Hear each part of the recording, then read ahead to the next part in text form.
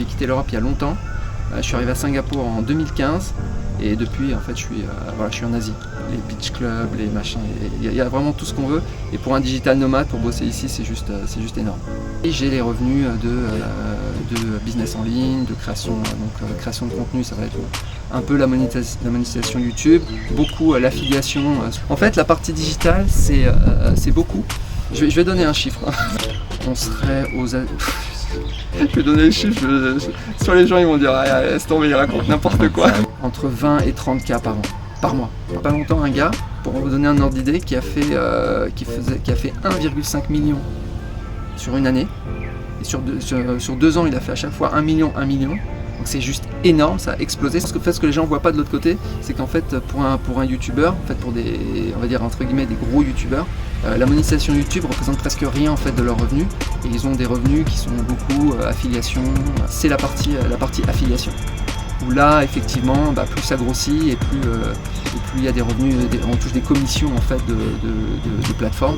Donc ça peut exploser.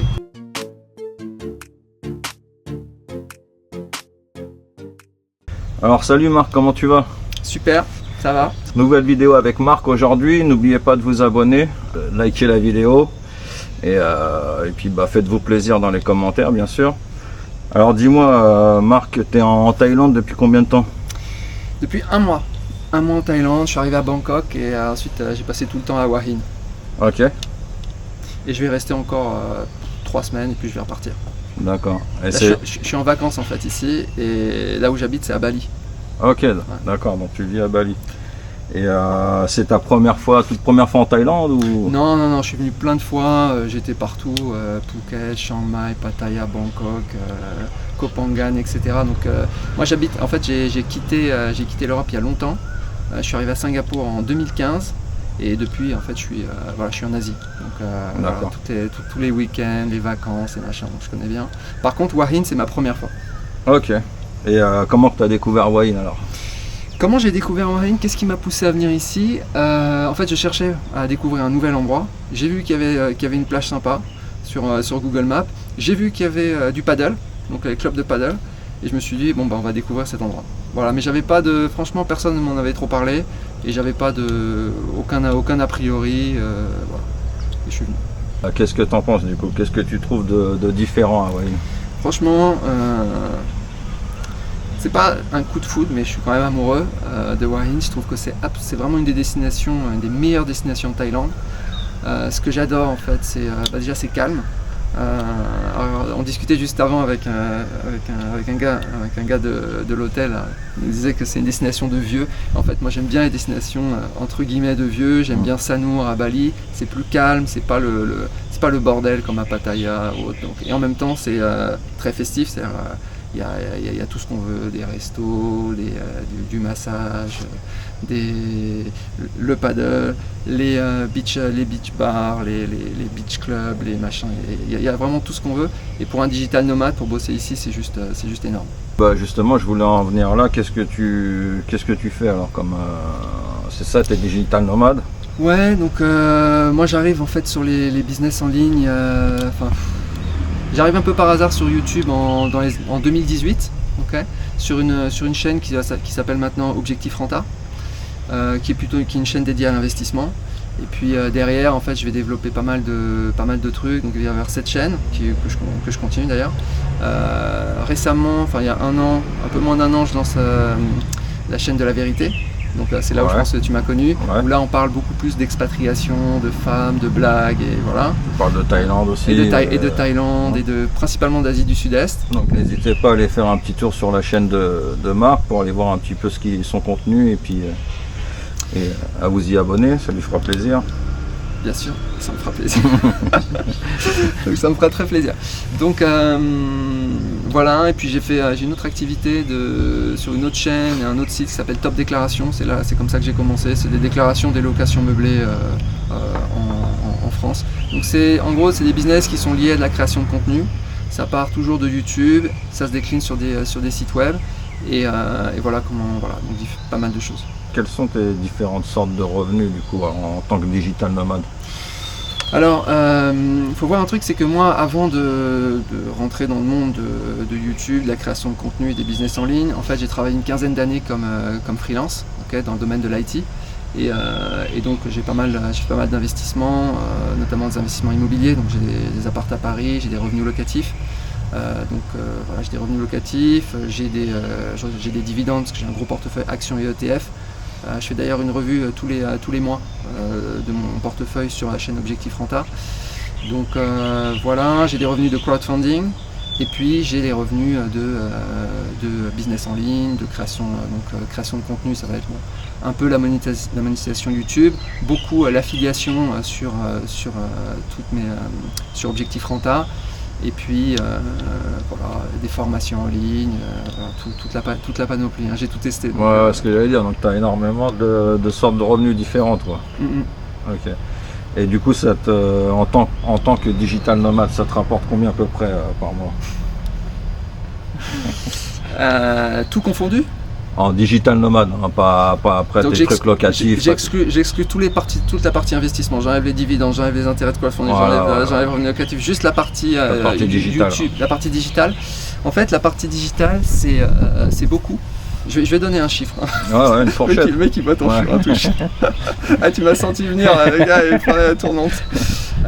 C'est beaucoup parce qu'il y a Top Déclaration on est plus de 2700 clients maintenant, donc là c'est beaucoup de personnes. C'est beaucoup parce qu'il y a de l'affiliation sur Objectif Renta. On est les numéro 1 en analyse de crowdfunding immobilier, si ça vous intéresse, donc en France, et on se déploie un peu partout dans le monde. Donc ça va faire, si je rapporte sur 2023, on serait uniquement le parti business en ligne, on serait aux... Je vais donner les chiffres, soit les gens ils vont dire laisse tomber, il raconte n'importe quoi. C'est un mytho. C'est un mytho, je sens. J'ai presque envie de baisser les chiffres, mais sinon... après ça motivera peut-être des personnes, tu vois. On doit être autour de entre 20 et 30 cas par an, par mois. Par mois. Ah ouais, donc c'est quand même énorme, ouais. Bah écoute, félicitations. Alors je vais préciser une chose, c'est que ça n'a pas toujours été le cas et qu'il y a une évolution depuis 2018 qui est quasi exponentielle. Pour donner un ordre d'idée, la première année, j'ai fait 10 cas par an. La deuxième année, je fais 25 cas. Puis c'est monté. Puis l'année dernière, on est à plus de 300. Et cette année, je pense 2024, on va être autour de 300. Il faut voir un truc, c'est que ça peut baisser, c'est-à-dire qu'on peut faire 300 une année et faire 30 l'année d'après. Vous pouvez faire 300 une année et taper le million l'année suivante. Ouais, d'ailleurs c'est ce que j'allais te demander. Ouais. Du coup, tu penses que ça va encore évoluer ou est-ce que ça va... Alors avant de répondre à cette question, justement, j'avais en coaching il n'y a pas longtemps un gars, pour vous donner un ordre d'idée, qui a fait 1,5 million sur une année. Et sur 2 ans, il a fait à chaque fois 1 million. Donc c'est juste énorme, ça a explosé, c'est dans le domaine du Web3, donc il fait des formations Web3. Et l'année suivante, donc c'est l'année dernière, ça s'est écroulé à 20K. C'est-à-dire que le gars est passé de 1 million à 20K. Et il me demandait qu'est-ce que je peux faire sur une chaîne à plus de 100 000 vues. Ouais. Parce que ce que les gens voient pas de l'autre côté, c'est qu'en fait pour un youtubeur, en fait pour des, on va dire entre guillemets, des gros youtubeurs, la monétisation YouTube représente presque rien en fait de leurs revenus, et ils ont des revenus qui sont beaucoup affiliation, online trading, sponsoring, promotion, etc. Donc maintenant pour ta question, est-ce que ça peut exploser beaucoup plus? Oui. Clairement, la partie, on va dire, scalable et exponentielle, c'est la partie affiliation.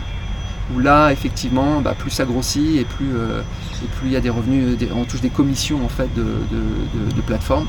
Donc, ça peut exploser. Et en plus, en tant que digital nomade, du coup, tu as une totale liberté. Tu peux le faire d'où est-ce que tu veux, quoi, en fait. Alors précisons une chose, c'est que en fait moi je suis pas du tout pas vraiment intéressé par l'aspect financier. C'est-à-dire que bizarrement, c'est incroyable.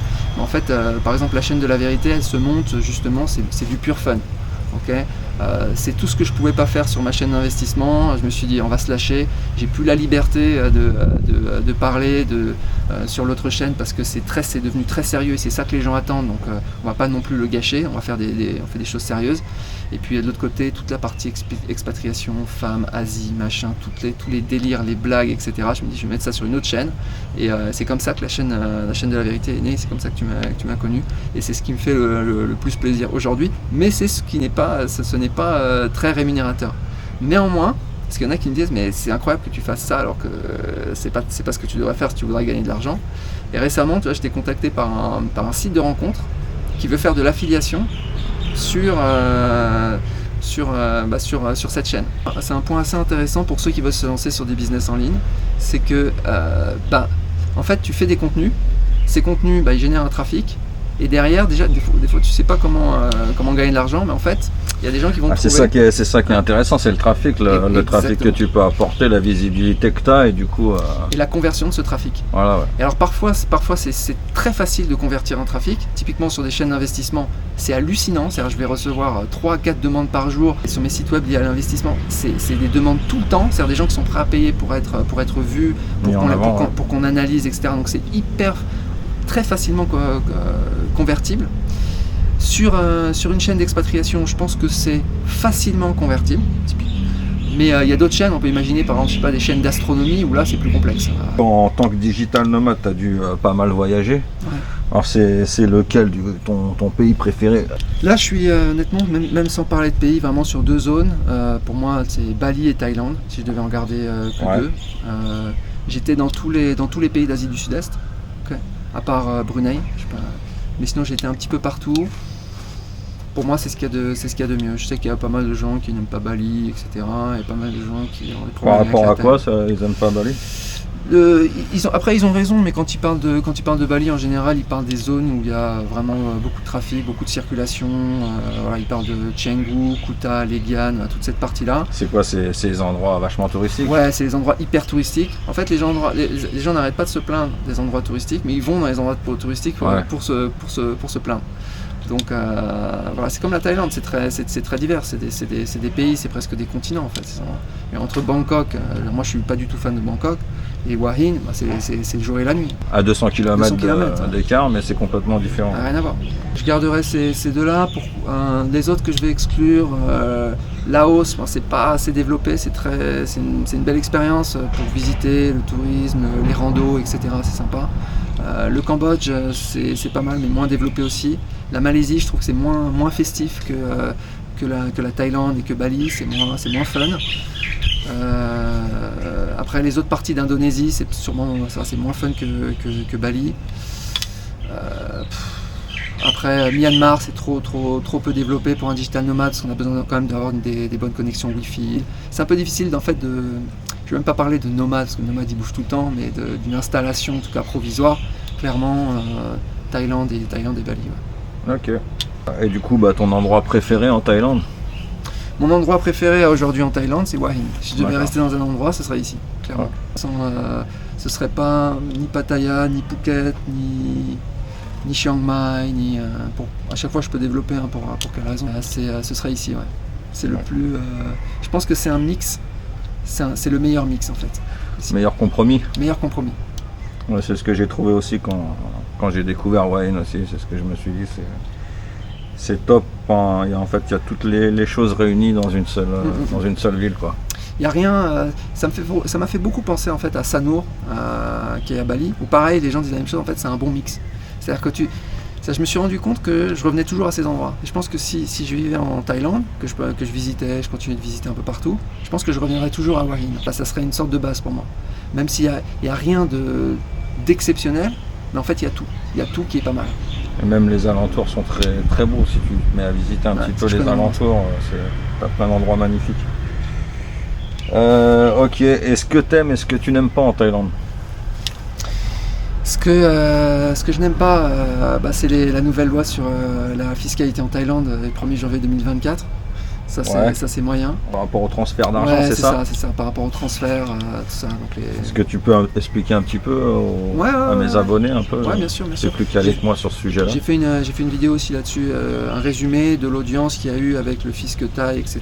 et le fisc français. Bon, grosso modo, à partir du 1er janvier 2024, les transferts qui sont effectués depuis l'étranger vers la Thaïlande, à partir du moment où vous êtes résident fiscal en Thaïlande, c'est-à-dire plus de 180 jours en Thaïlande, eh bien ils sont taxés. Ça veut dire tous les transferts, c'est-à-dire tous les virements, mais pas seulement.